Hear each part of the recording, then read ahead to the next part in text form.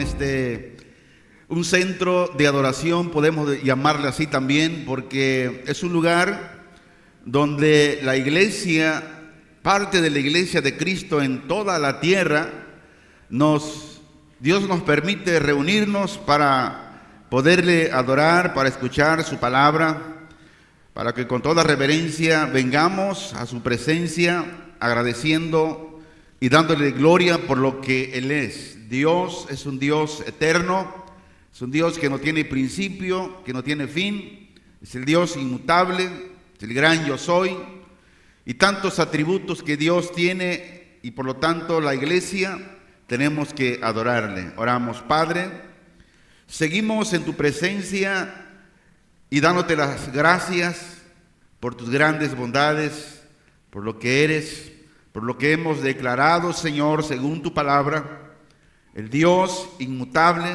el Dios soberano, el cual es el único que es merecedor de recibir la honra, de recibir toda la gloria. Y hoy, Señor, postramos nuestros corazones ante ti, pidiendo, Señor, misericordia, que tú nos perdones, Señor, de todas malas acciones que en el transcurso de esta semana que termina, Señor, pudimos pecar, Señor, delante de tu presencia. Perdónanos y ayúdanos, levántanos y socórrenos cada día, Señor, para no pecar contra ti. Que tu palabra reine en nuestros corazones y que la gracia poderosa de tu Santo Espíritu nos ilumine y nos muestre tu voluntad cada día. Te lo rogamos en el nombre de Jesús, y que en esta mañana el Espíritu Santo nos esté refrescando, nos esté llenando, nos esté aumentando nuestra fe a través del oír la palabra, pero que también la palabra nos confronte en cada área de cada vida, Señor, de aquellas áreas que necesitamos cambiar cada día. Te lo pido, mi Dios, en el nombre de Jesús. Amén. Abra su Biblia en el Evangelio de Marcos, capítulo 9, versículo 1 al versículo 13. Estamos en el estudio del Evangelio de Marcos. Y dice la bendita palabra del Señor, Marcos, capítulo 9, del 1 al 13. También les dijo: de cierto os digo que hay algunos de los que están aquí que no gustarán la muerte hasta que hayan visto el reino de Dios venido con poder. 6 días después, Jesús tomó a Pedro, a Jacobo y a Juan y los llevó aparte solos a un monte alto y se transfiguró delante de ellos. Y sus vestidos se volvieron resplandecientes, muy blancos como la nieve, tanto que ningún lavador en la tierra los puede hacer tan blancos. Y les apareció Elías con Moisés, que hablaban con Jesús. Entonces Pedro dijo a Jesús: Maestro, bueno es para nosotros que estemos aquí, y hagamos 3 enramadas, una para ti, otra para Moisés y otra para Elías. Porque no sabía lo que hablaba, pues estaban espantados. Entonces vino una nube que les hizo sombra, y desde la nube una voz que decía: Este es mi Hijo amado, a él oíd. Y luego, cuando miraron, no vieron más a nadie consigo, sino a Jesús solo. Y descendiendo ellos del monte, les mandó que a nadie dijesen lo que habían visto, sino cuando el Hijo del Hombre hubiese resucitado de los muertos.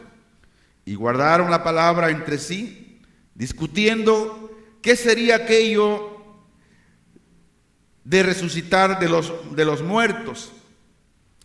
Y le preguntaron, diciendo: ¿por qué dicen los escribas que es necesario que Elías venga primero? Respondiendo él, les dijo: Elías a la verdad vendrá primero y restaurará todas las cosas. ¿Y cómo está escrito del Hijo del Hombre que padezca mucho y sea tenido en nada? El 13, pero os digo que Elías ya vino, y le hicieron todo lo que quisieron, como está escrito de él. Marcos capítulo 9, del 1 al 13, tiene por lo menos 4 propósitos.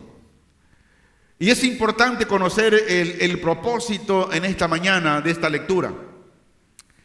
Y el primer propósito es la transfiguración de Jesús, donde revela su gloria y revela su divinidad a los discípulos, donde Jesús está mostrando con hechos sobrenaturales que Él es el Hijo de Dios. Propósito número 2. La transformación confirma la identidad de Jesús como el Mesías, como el Hijo de Dios, y prepara a los discípulos para su muerte y su resurrección. Propósito número 3. La transfiguración prepara a los discípulos para la prueba y la tentación que ellos enfrentarían después de la muerte y resurrección de Jesús. Y el último propósito, número 4, la transformación fortalece la fe de los discípulos y les da una visión de la gloria y el poder de Jesús. El tema de esta mañana le puse por nombre la revelación de la gloria divina. De acuerdo al contexto de lo que hemos iniciado, Jesús ya por algún tiempo había estado predicando y sanando en Galilea y sus alrededores. Y a través de la predicación y la sanación, Jesús había atraído a una gran multitud de gente, seguidores, donde vimos uno de los milagros donde Jesús alimentó a 5,000 personas y luego alimentó a otros 4,000 hombres, sin contar mujeres y niños. En su trayecto del ministerio, Jesús realizaba milagros de alimentación, multiplicando los panes, así como los peces, para alimentar a toda esa gente. Pero antes los discípulos estaban preocupados por la falta de comida para darle a toda una multitud. Y Jesús responde con una pregunta retórica sobre su capacidad para proveer. Pero ¿qué es lo que Jesús quiere enfatizar con esto? Jesús quiere enfatizar la fe y la confianza en Dios. Y este pasaje precisamente destaca de la importancia de la fe y la confianza que debemos tener en Dios por medio de Jesucristo, quien es capaz de proveer y satisfacer todas aquellas necesidades que tienen sus seguidores. ¿Cuántos seguidores hay aquí de Cristo? ¿Verdad? Y todos tenemos necesidad. Pero dice la Biblia que nuestra confianza y nuestra fe en Él hace que Dios provea todo lo que nosotros necesitamos según su voluntad. ¿Por qué? Porque habrá cosas que nosotros deseamos, pero no es la voluntad de Dios. No es la voluntad de Dios tenerla. Entonces, Dios en su misericordia, Él nos da, pero siempre nos da con sabiduría. ¿Por qué no nos puede dar algo que nos puede hacer daño? Hay un proverbio del mundo que dice: el que no tiene y llega a tener, loco se quiere volver. Y Dios no quiere ningún hijo loco por el dinero. Dios quiere locos pero por Cristo, que prediquemos, que no nos avergoncemos de Él. Ahora, ¿cuál es el propósito de la transfiguración? decíamos, es confirmar su identidad como el Hijo de Dios y para preparar a los discípulos para su muerte, así como su resurrección. Ahora, ¿en qué consistía esta preparación? Para la prueba, para la tentación que ellos iban a enfrentar después que Jesús muriera y resucitara. Entonces, podemos aprender con esto que todo aquello que nosotros que pueda venir en contra de nosotros, ya sea una prueba, una lucha, una necesidad, trae un propósito para fortalecer nuestra confianza, nuestra fe en Dios. Y el propósito de la transfiguración fortalece la fe de los discípulos y les da una visión de gloria y el poder de Jesús. La transfiguración es un evento clave en el ministerio de Jesús y sirve como una revelación de su gloria y divinidad a los discípulos. Ahora es muy importante esclarecer de una manera correcta cada versículo. Dice el versículo 1, también les decía, en verdad os digo que hay algunos de los que están aquí que no probarán la muerte hasta que vean el reino de Dios cuando haya venido con poder. Según los versículos que leímos, dice que Jesús no se llevó a todos los discípulos al monte alto en la transfiguración. Solamente se llevó a 3. ¿Y cuántos discípulos eran? 12. Entonces, los demás, los 9, ¿sí? 9, 10, 11, 12, se quedaron en otro lugar. Y Jesús dice, en verdad os digo que hay algunos de los que están aquí. ¿Dónde aquí? En ese momento con Jesús en el monte alto, dice que esos que están ahí no probarán la muerte, o sea, no morirán, sino que primero verán el reino de Dios cuando haya venido con poder. Y este versículo se ha malinterpretado. Muchos los han enseñado que se refiere el día final, pero no, aquí está hablando, más adelante vamos a ir descubriendo de quién discípulos está hablando, pero ya les di una pista. El significado de este versículo, decíamos, es un objeto de diversas interpretaciones, pero una de las más aceptadas es que Jesús se refiere a la transfiguración, así cuando dice hasta que vean el reino de Dios cuando haya venido con poder. Cuando la transfiguración es un evento que se describe en los siguientes versículos. Vamos a ver, versículo 2 al 8. Dice, 6 días después, Jesús tomó a Pedro, a Jacobo y a Juan, solamente a esos 3, y los llevó aparte solos a un monte alto y se transfiguró delante de ellos. ¿De quién de ellos?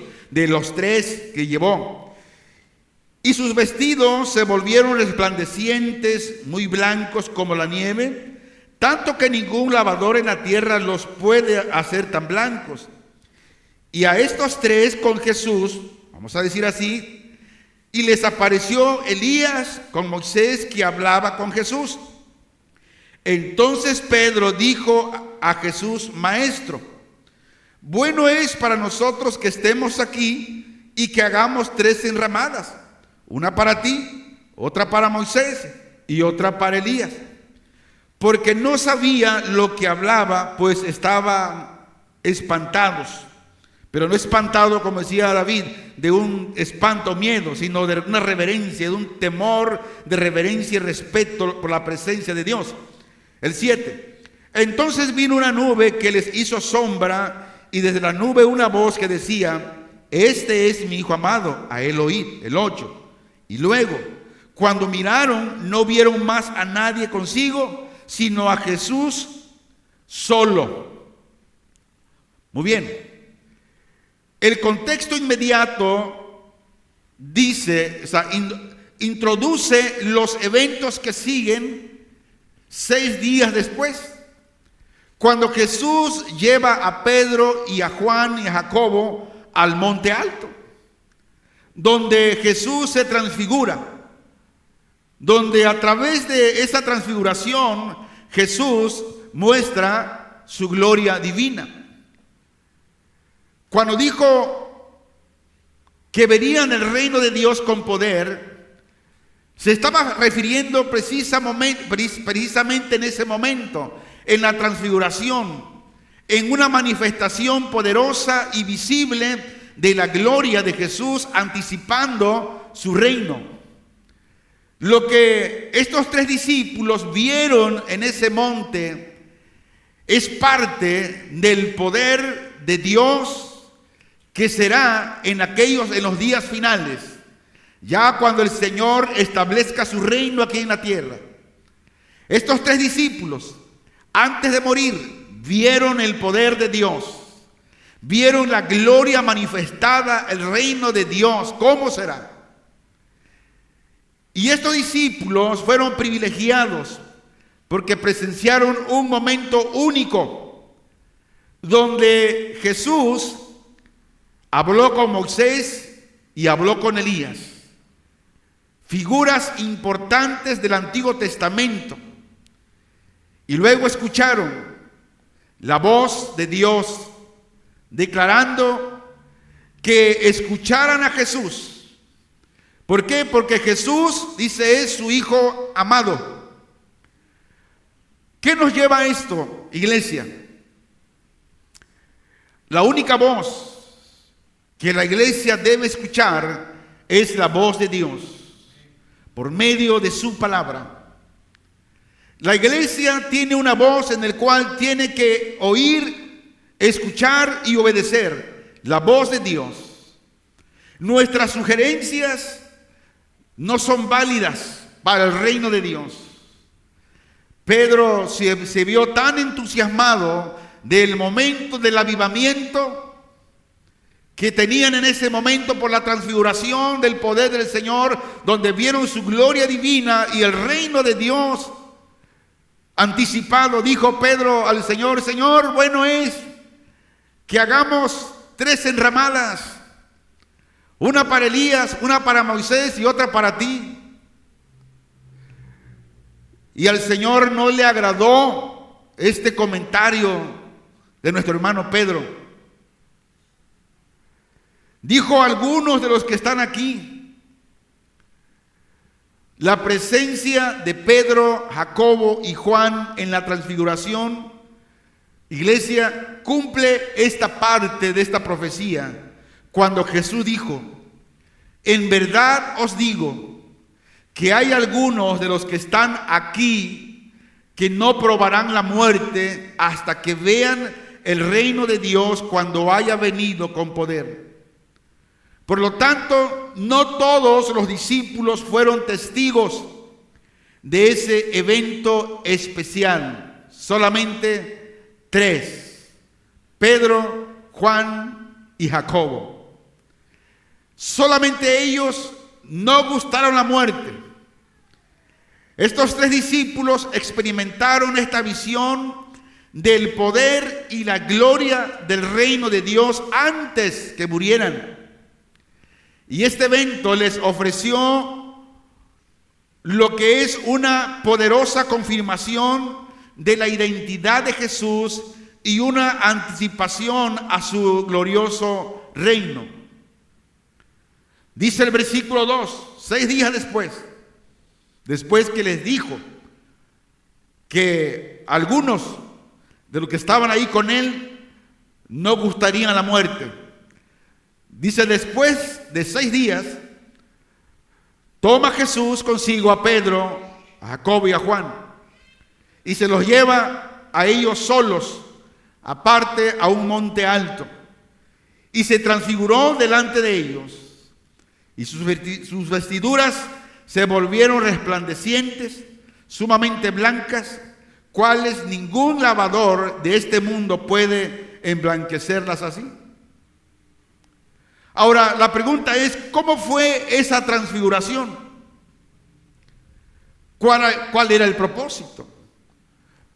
Según la Biblia, dice que la transfiguración reveló su verdadera naturaleza divina por un breve momento, donde el velo de su humanidad se corrió, permitiendo a sus discípulos vislumbrar su gloria celestial.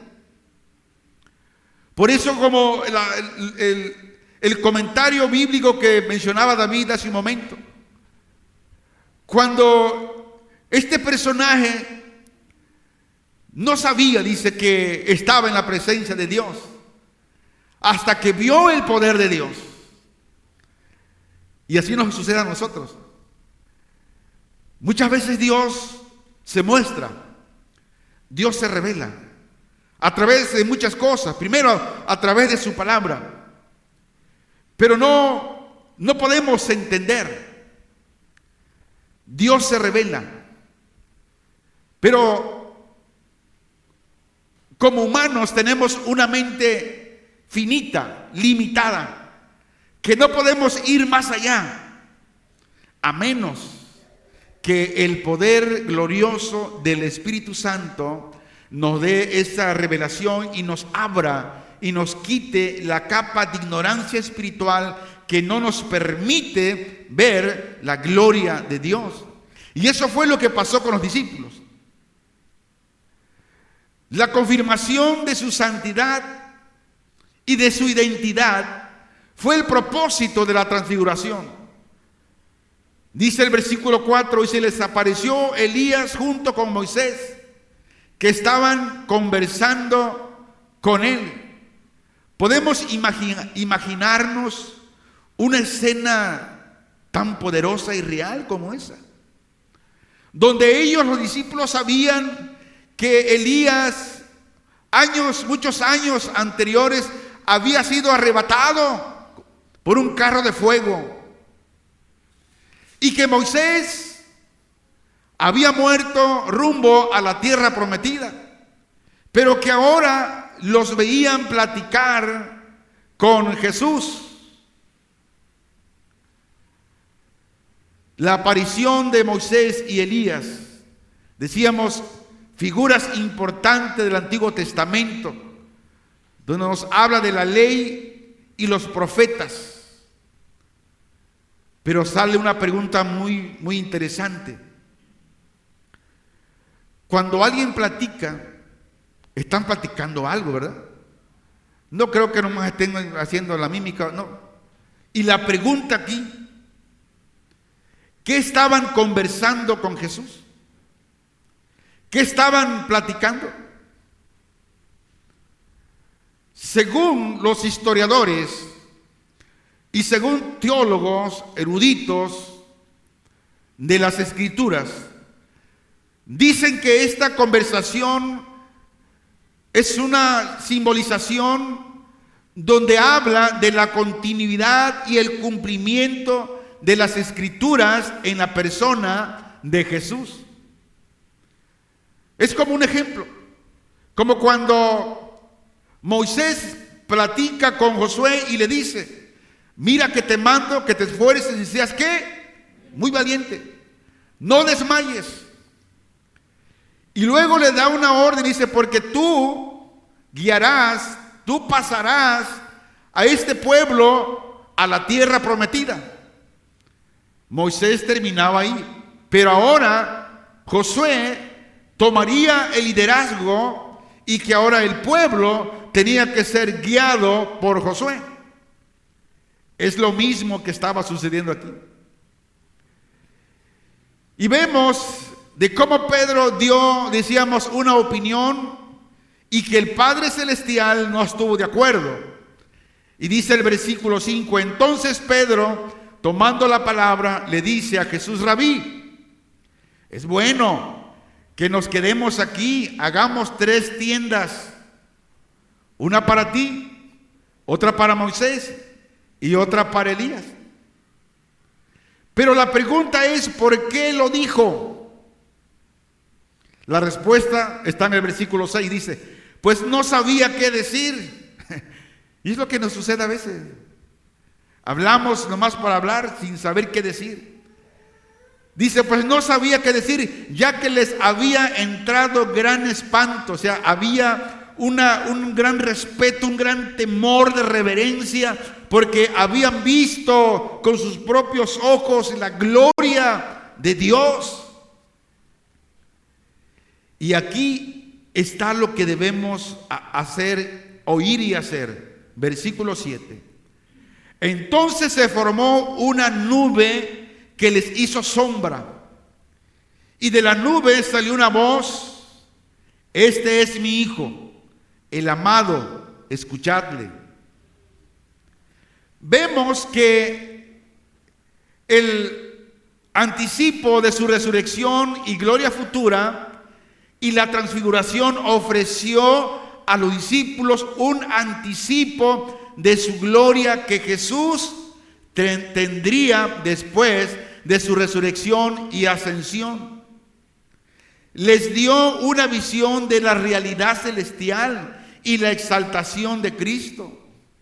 Ahora escuche, mi iglesia, nosotros no estamos en estos tiempos para ver que un ángel llegue y se nos revele y nos diga: esto es lo que usted tiene que hacer. Esto ya no va a suceder. ¿Cuál es la revelación continua que tenemos nosotros? ¿Alguien sabe?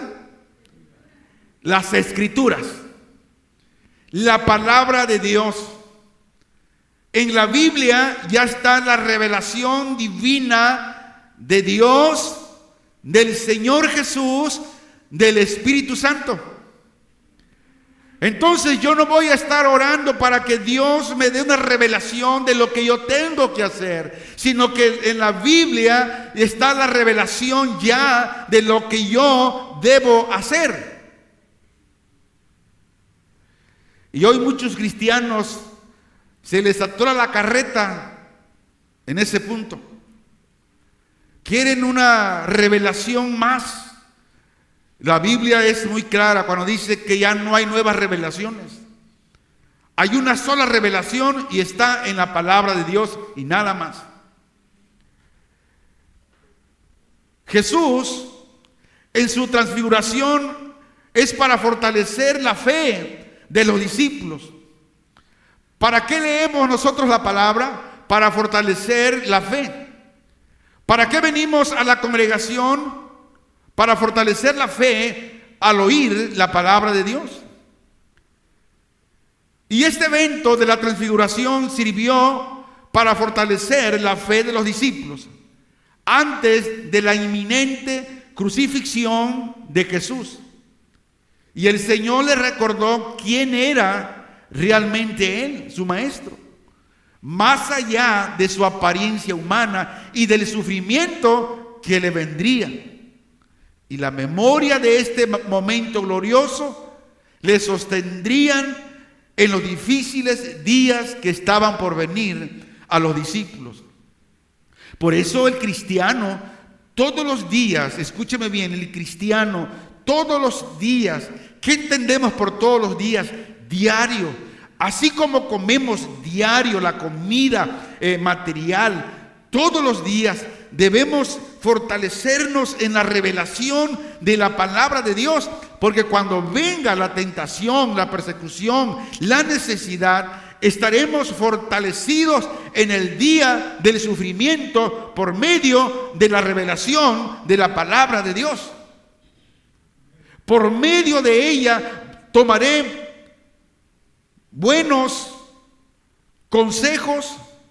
Por medio de la palabra de Dios tomaré buenas decisiones por medio de la revelación de la palabra de Dios.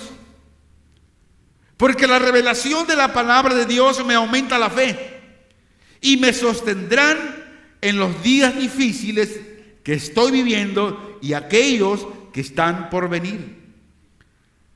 Versículo 8 al 10 dice: y de pronto mirando en torno suyo, ya no vieron a nadie, excepto a Jesús solos con ellos.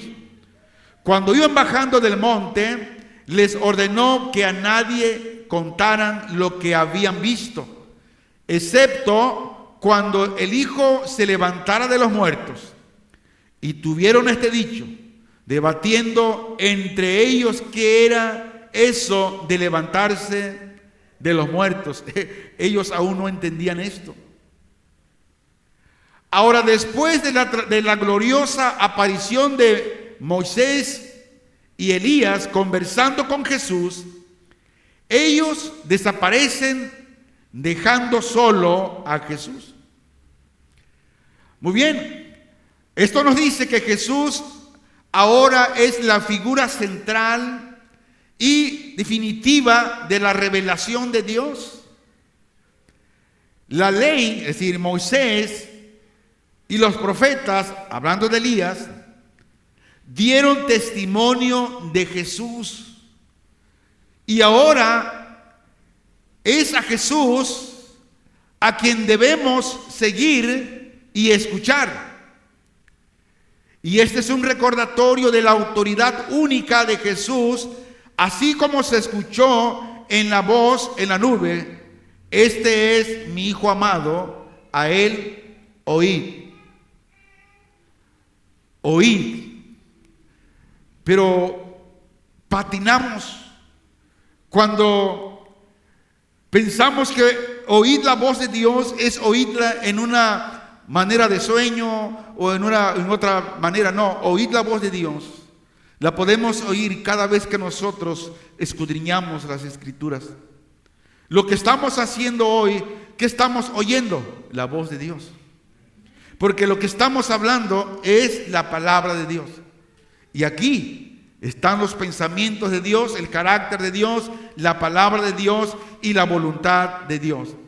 Ahora, ¿por qué Jesús ordena a los discípulos no contar nada de lo sucedido, sino hasta después de la resurrección? Número 1, para evitar malos entendidos sobre su ministerio como Mesías. En ese momento, la gente tenía una expectativa de un Mesías terrenal y político, y revelar su gloria divina prematuramente, esto podría generar falsas expectativas y también obstaculizar su misión de sufrir, morir y luego resucitar. Número 2, habría el momento adecuado para esa revelación, para la plena comprensión de la identidad de Jesús como el Hijo de Dios glorificado. Solo sería evidente después de su victoria y su muerte, y la resurrección sería la prueba definitiva de su divinidad. Número 3, enfoque en el sufrimiento en la cruz. Jesús estaba preparando a sus discípulos para su inminente pasión, y hablar de su gloria en ese momento podría desviar la atención de la necesidad de su sacrificio. Por eso hay cosas en las cuales el Señor ordenó a los discípulos que no era necesario hablar antes. Y aquellos que ordenó que no hablaran y lo hicieron, hubo consecuencias. Dice el versículo 11, y comenzaron a preguntarle, diciendo: ¿por qué dicen los escribas que Elías debe venir primero? Él les contestó: es cierto que Elías viene primero a restaurar todas las cosas, como está escrito del Hijo del Hombre, que tiene que sufrir mucho y ser tenido en nada. 13, pero os digo que Elías ha venido ya, e hicieron con él cuanto quisieron, tal como está escrito de él. Los discípulos estaban familiarizados con la enseñanza de los escribas, basado en Malaquías capítulo 4, versículos 5 y 6, que dice: He aquí, yo os envío al profeta Elías, antes que venga el día de Jehová, grande y terrible. Él hará volver el corazón de los padres hacia los hijos, y el corazón de los hijos hacia los padres, no sea que yo venga y hiera la tierra con maldición. Muy bien. En el Nuevo Testamento Jesús identifica a Juan el Bautista como el cumplimiento de esta profecía. Lo podemos ver en Mateo capítulo 17, versículos 10 al 13, y Lucas 1:17. Juan el Bautista vino en el poder de Elías para preparar el camino para Moisés. Dice el 13: Pero os digo que Elías ha venido ya, e hicieron con él cuanto quisieron, tal como está escrito de él. Jesús revela que la profecía sobre la venida de Juan el Bautista ya se había cumplido en la persona de Juan el Bautista. Miren lo que dice Mateo capítulo 17, versículo 10 al 13. Entonces sus discípulos le preguntaron diciendo: ¿por qué pues dicen los escribas que es necesario que Elías venga primero?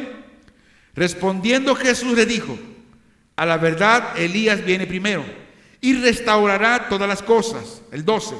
Mas os digo que Elías ya vino y no le conocieron, sino que hicieron con él todo lo que quisieron. Así también el Hijo del Hombre padecerá de ellos. Y el 7. Entonces los discípulos comprendieron que les había hablado de Juan el Bautista. Ahora esto confirma explícitamente que Juan el Bautista vino en el espíritu y el poder de Elías, llamando al arrepentimiento y preparando el camino para Jesús. Sin embargo, en lugar de ser recibido, de ser escuchado por todos, fue rechazado, fue perseguido y finalmente fue asesinado, decapitado por Herodes, tal como estaba escrito de él, en el sentido de que sufrió un destino similar al de muchos profetas que fueron rechazados por su mensaje. La transfiguración, nosotros la tenemos en la palabra. Tenemos la revelación divina de Dios ahí. Y hay una pregunta muy importante que sale: ¿cuántos creen en la Biblia? Levante su mano los que creen en la Biblia. Y la otra pregunta es: si creemos en la Biblia, ¿cuántos la leemos todos los días? No la levante, porque eso el Señor lo sabe. Porque cuando creemos en algo, nos aferramos tanto a eso que creemos que no la descuidamos. Nos aferramos y estamos ahí. Conclusión: los últimos versículos de Marcos 9, del 11 al 13, es un cumplimiento profético. Jesús, como las profecías del Antiguo Testamento, se cumplen en su ministerio en el de Juan el Bautista. La venida de Elías no era necesariamente una aparición literal futura en ese momento, sino que ya había tenido un cumplimiento espiritual en la figura de Juan el Bautista. Y Jesús corrige la comprensión incompleta de los discípulos sobre el Mesías, que no solo vendría en gloria, sino que también sufriría y sería rechazado, como estaba escrito, como estaba profetizado. Jesús confirma que Juan el Bautista fue Elías, que vino primero para preparar el camino, aunque no fue reconocido, no fue aceptado por muchos. Y Jesús demuestra su conocimiento y autoridad para interpretar las Escrituras, mostrando cómo diferentes profecías que se entrelazan y se cumplen en Él, así como en su precursor, que era Juan el Bautista. Y en este pasaje es crucial para entender la identidad de Jesús dentro del contexto de las profecías judías y para comprender que su misión incluía tanto la gloria como el sufrimiento. Ahora quiero llevarlo a lo siguiente. Todo cristiano genuino, radical, tiene que saber que así como vemos la gloria de Dios a través de su palabra, cada vez que miramos su gloria en ella, trae varios propósitos. Puedo mencionar algunos, por así decirlo. Fortalece nuestra fe, para que en el momento de la prueba, cuando pasemos el día malo, que es el momento de la tentación, podamos estar fortalecidos por esa gloria que hemos recibido de la palabra de Dios que días antes estuvimos mirando. La gloria de Dios, si usted la quiere ver, es de todos los días. Por eso le hacía la pregunta que ¿cuántos creen en la Biblia? Si creemos en la Biblia está bien, porque es la revelación total de Dios. Por lo tanto, ahora debemos de ir a esa revelación de Dios todos los días para fortalecer mi fe, para darme conocimiento de la revelación, para darme entendimiento de ella, para darme sabiduría de ella, pero sobre todo para conocerle a Él más y más. Ese es el propósito.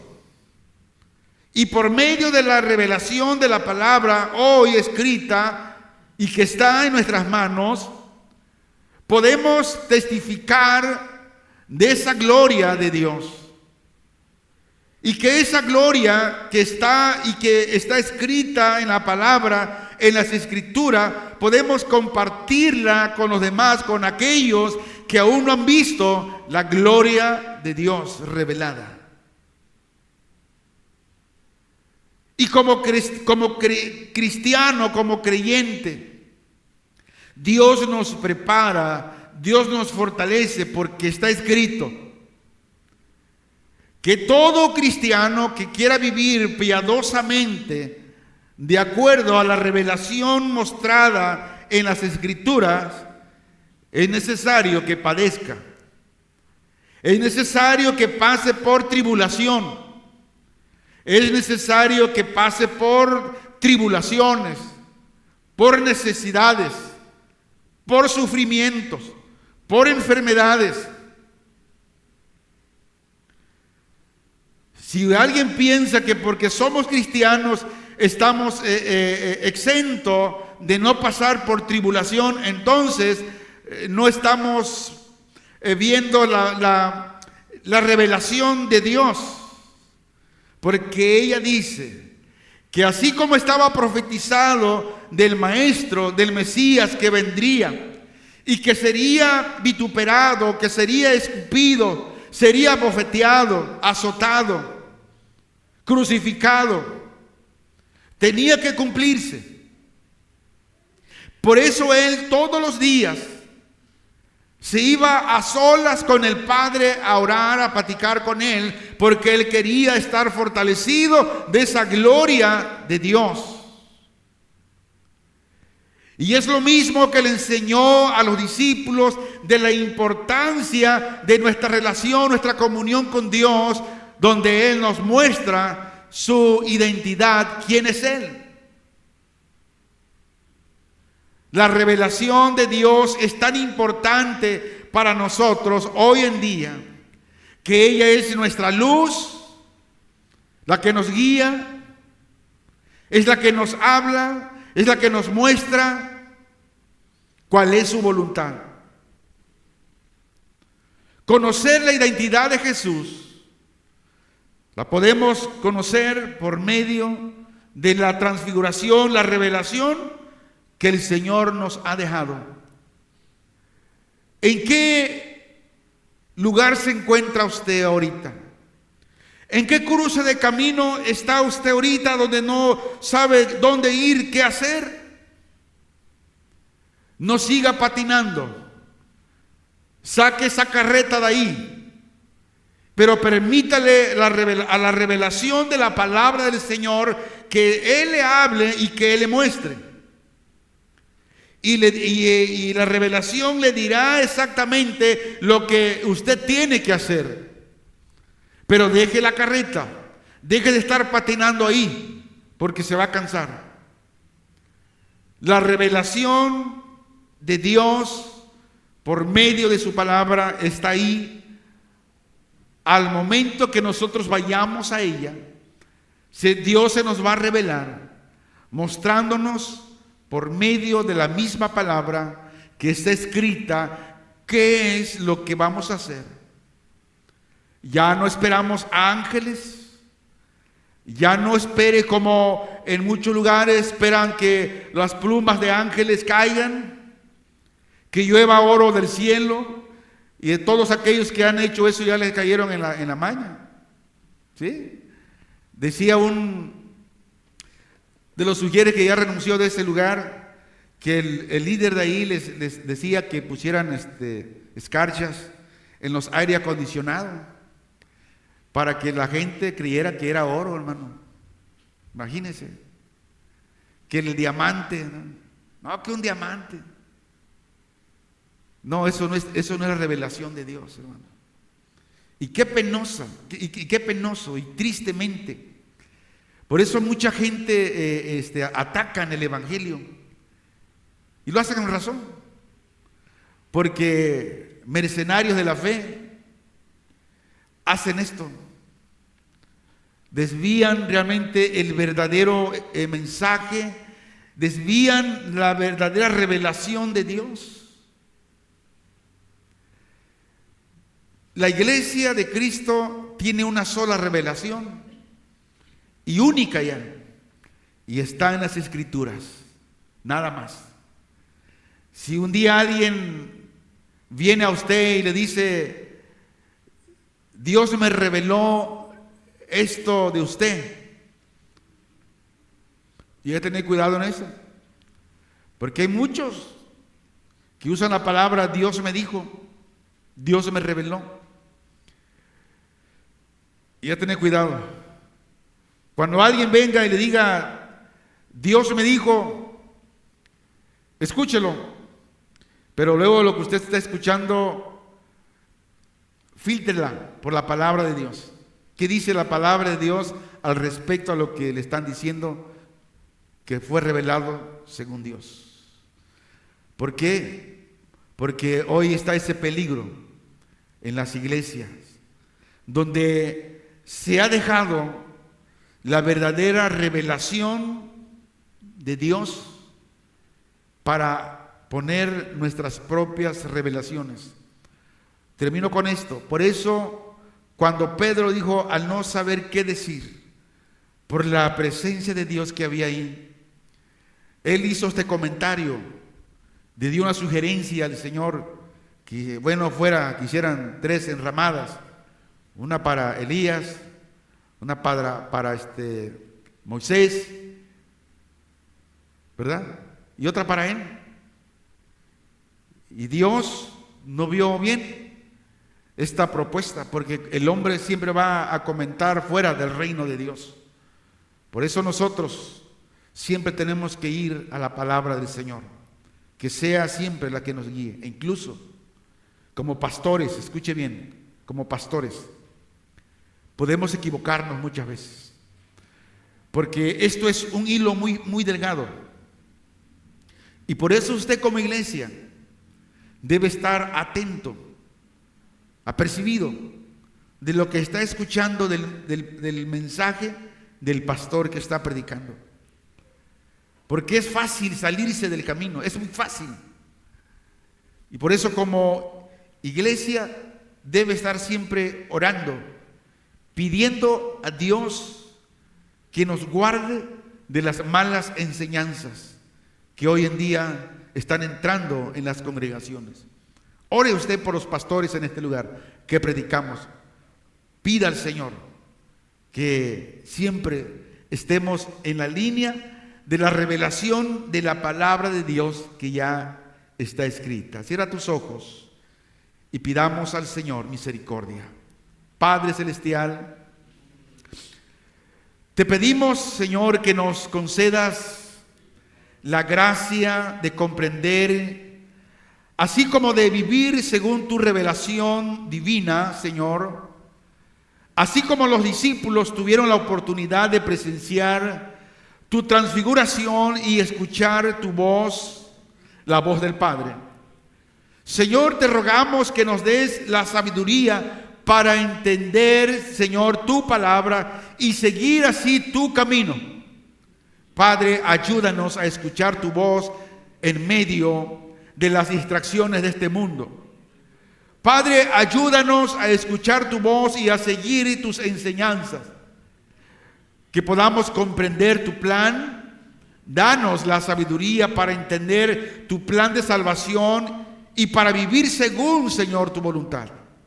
Ayuda a tu iglesia, Padre, a mantener la fe, fortaleciéndola en ti y en tu palabra, especialmente en momentos de dudas e incertidumbres. Padre celestial, te pedimos que nos cubras con tu amor y protección y que nos guíes en el camino de la justicia y la verdad. Ayúdanos a que podamos vivir según tu palabra y reflejar tu gloria en nuestras vidas, Señor. Esta revelación, esta transfiguración que nos has dejado, Señor, en las Escrituras, te lo pedimos, Padre, en el nombre poderoso de Cristo, tu Hijo amado, Señor. Amén.